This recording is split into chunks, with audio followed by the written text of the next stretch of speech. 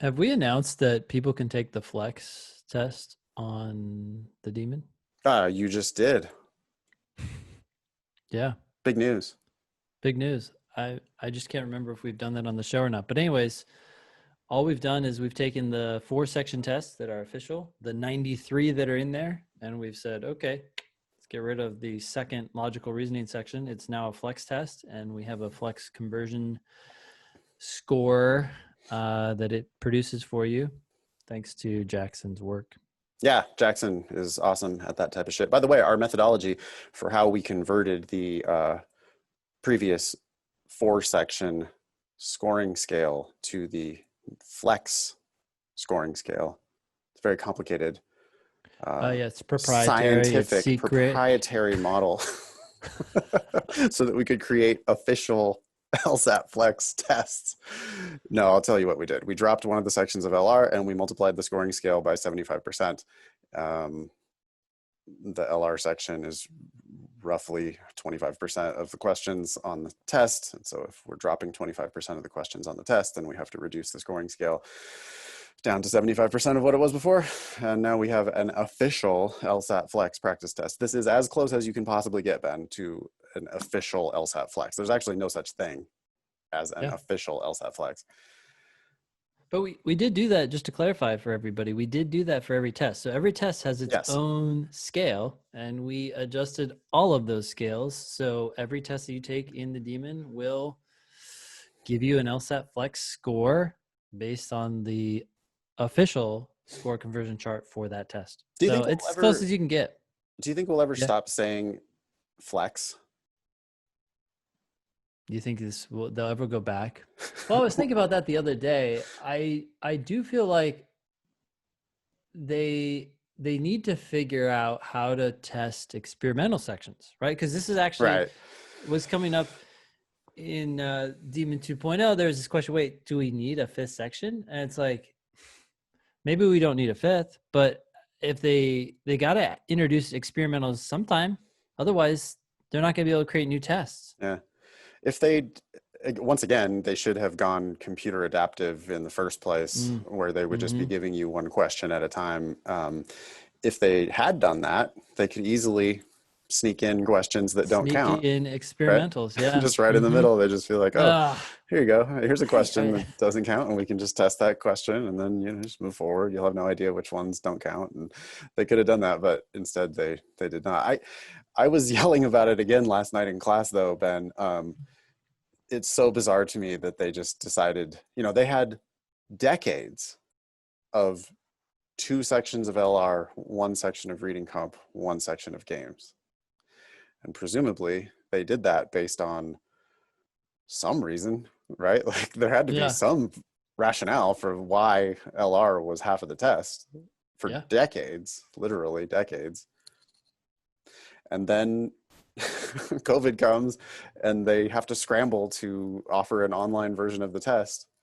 And their solution is, we'll just get rid of one of those sections of LR. And so, now games counts for more. And even though we also we're going to get rid of games. Are getting rid of the games because it's discriminatory against blind people because of the settlement that we had of that lawsuit. So we're researching getting rid of the games, but for now we're going to make them count for more.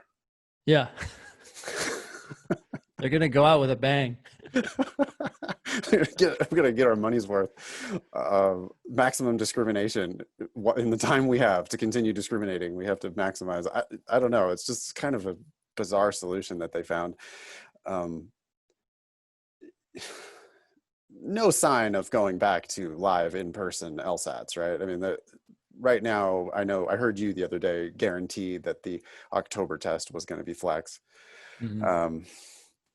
I'm with you on that. How could they possibly go backward? I just don't see them going backward in 2020.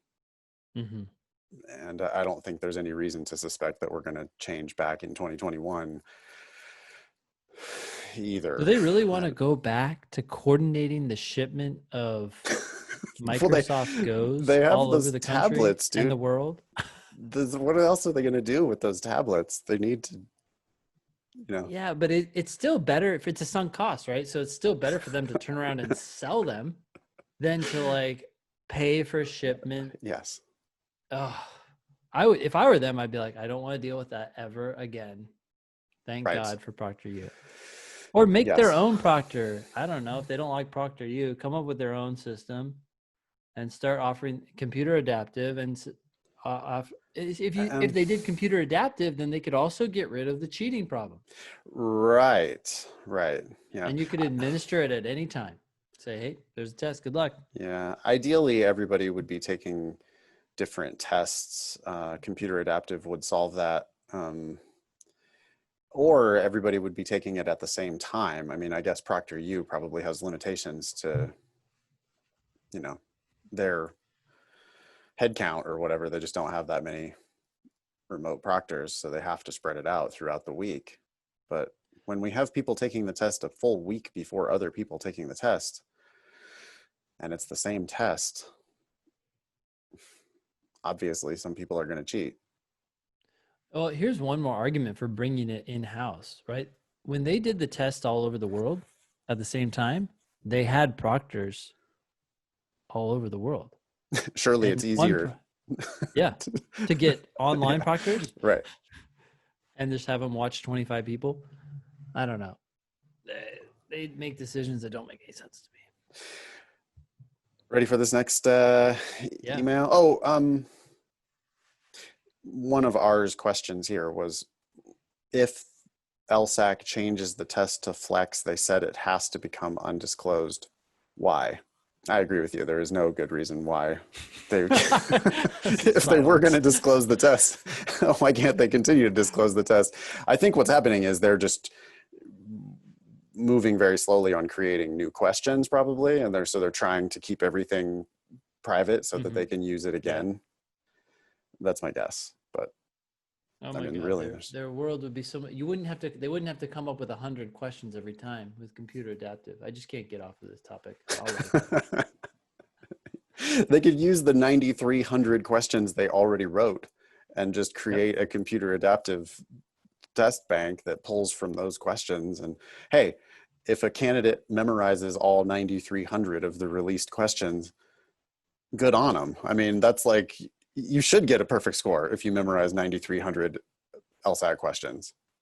Well, you can also change up the answers, right? So it's like, oh yeah, randomize the order of the answers. That would be real easy for them to do. Yeah. So if you memorize it, you're really memorizing like the answer. Yeah, you memorize the like logic of the question. But anyway, if you did, then good for you. Like you, yeah.